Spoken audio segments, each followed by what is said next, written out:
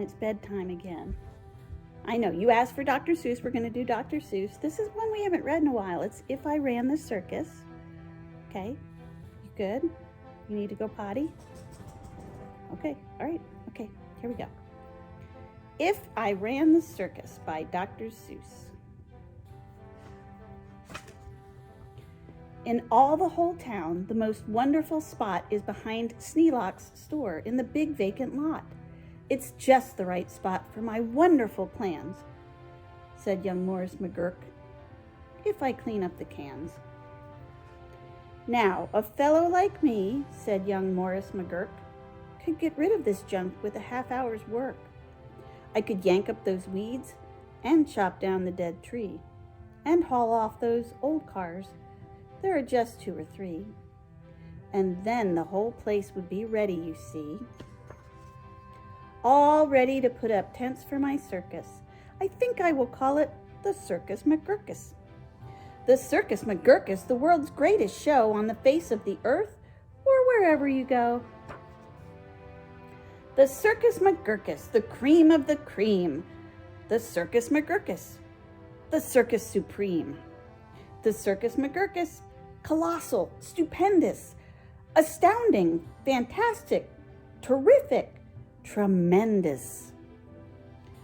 I'll bring in my acrobats, jugglers, and clowns from 1,033 faraway towns to the place that you'll see 'em in, ladies and gents, right behind Sneelock's store in the great McGurk tents. And I don't suppose old Mr. Sneelock will mind when he suddenly has a big circus behind. After all, Mr. Sneelock is one of my friends. He might even help out doing small odds and ends, doing odd little jobs. He could be of some aid, such as selling balloons and the pink lemonade. I think 500 gallons will be about right, and then I'll be ready for opening night. What an opening night! What a night! What a sight! I'll hoist up the curtains. The crowds will crowd in, and my Circus McGurkus will promptly begin with a welcoming toot on my welcoming horn by my horn-tooting apes from the jungles of Jorn, where the very best horn-tooting apes are all born, 'cause the very fresh air there is fine for their lungs, and some of those fellows have 2 or 3 tongues. This way, step right in. This way, ladies and gents. My sideshow starts here in the first of my tents. When you see what goes on, you'll say, no other circus is half the great circus the Circus McGurkus is. Here on stage 1 from the ocean of Ulf is a sight most amazing. A walrus named Rolf, who can stand on 1 whisker, this wonderful Rolf, on the top of 5 balls, 2 for tennis, 3 golf. It's a marvelous trick, if I say so myself. And on stage number 2, here is quite something new. From a country called From comes this drum-tummied snum, who can drum any tune that you might care to hum. Doesn't hurt him a bit, 'cause his drum tummy's numb. And now you'll meet the Foon, the remarkable Foon who eats sizzling hot pebbles that fall from the moon.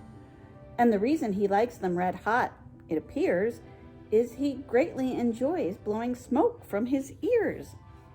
Of course, pebbles like this are quite hard to collect, but Sneelock will manage. Somehow, I expect.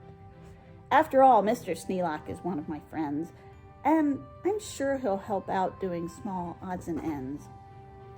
And on stage number 4, see the Willy Walloo, who can throw his long tail as a sort of lasso. With a flip of the hip, with a tail of his kind, he can capture whoever is standing behind. He can capture old Sneelock. I'm sure he won't mind. And now here is a hoodwink who winks in his wink hood. Without a good wink hood, a hoodwink can't wink good. And folks, let me tell you, there's only one circus with wink-hooded hoodwinks, the Circus McGurkus. The show of all shows. There's no other showman who shows you a show with a blindfolded bowman. The blindfolded bowman from Brigger Barut, the world's sharpest sharpshooter. Look at him shoot.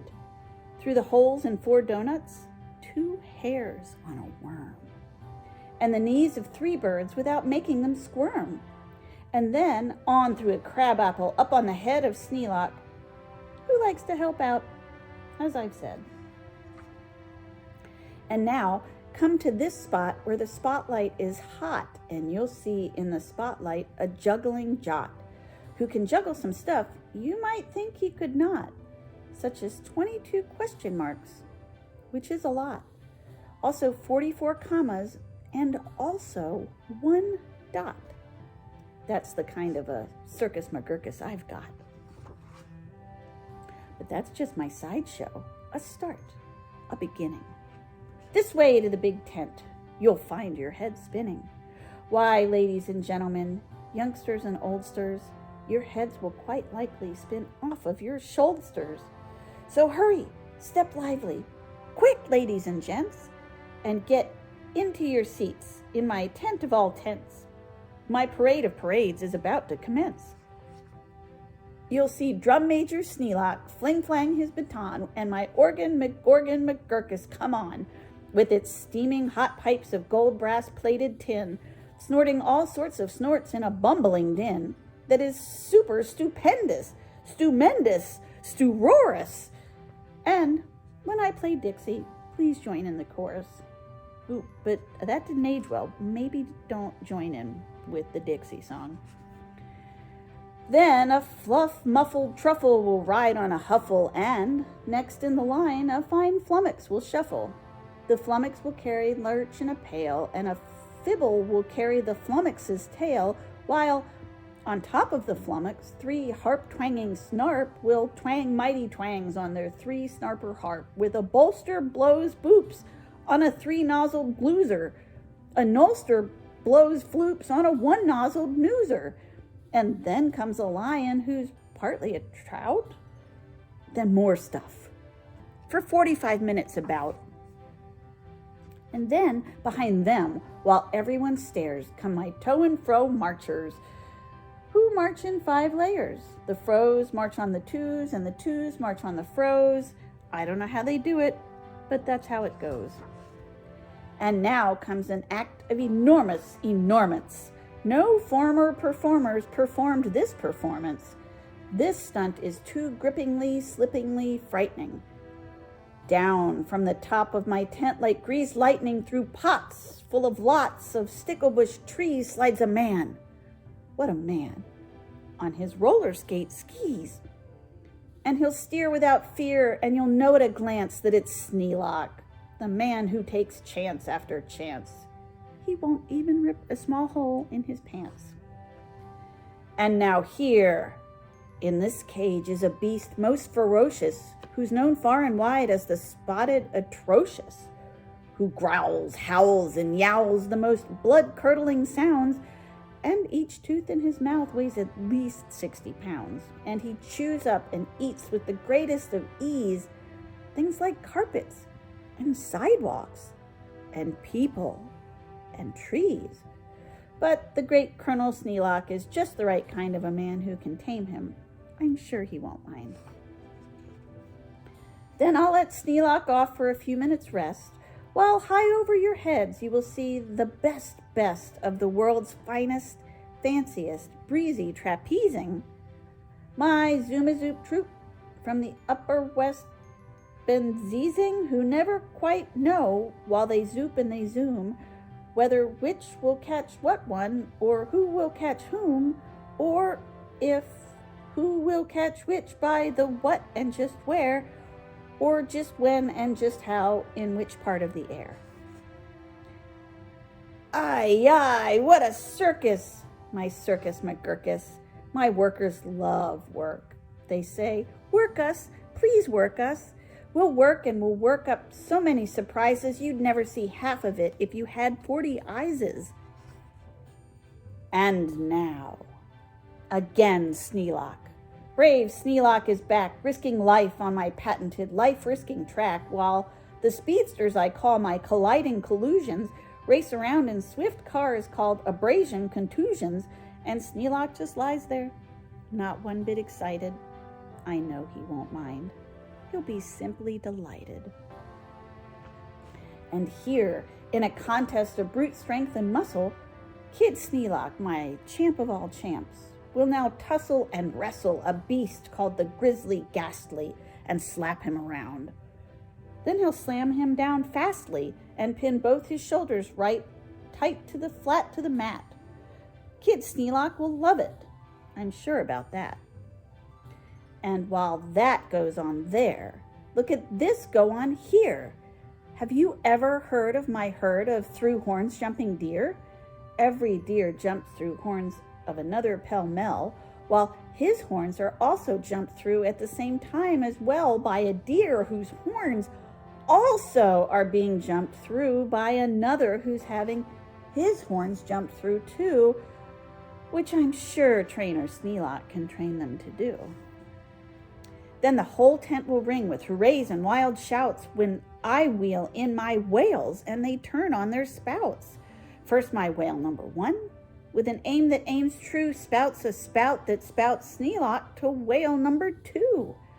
And then whale number 2 spouts his spout like a gun, and that spout spouts old Sneelock right back to whale 1.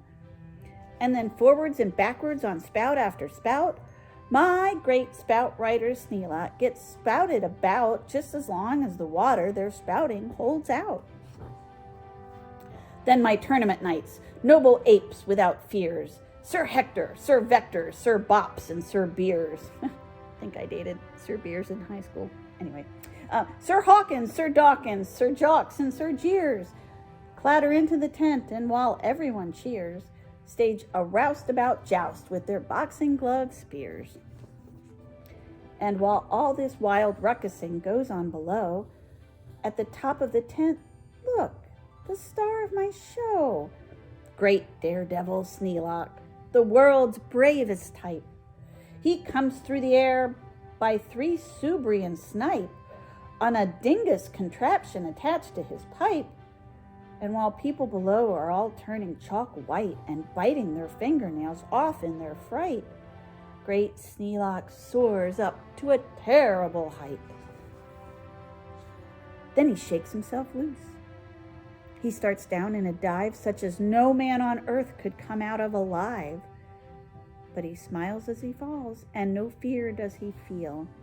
His nerves are like iron, his muscles like steel. And he plunges down, down, with his hair still combed neat, 4,692 feet. Then he'll land in a fishbowl. He'll manage just fine. Don't ask how he'll manage. That's his job, not mine. Why, he'll be a hero. Of course he won't mind when he finds that he has a big circus behind. The end. Okay, Puddin', it's time to go to sleep. I know. I love you. Okay, night-night, baby.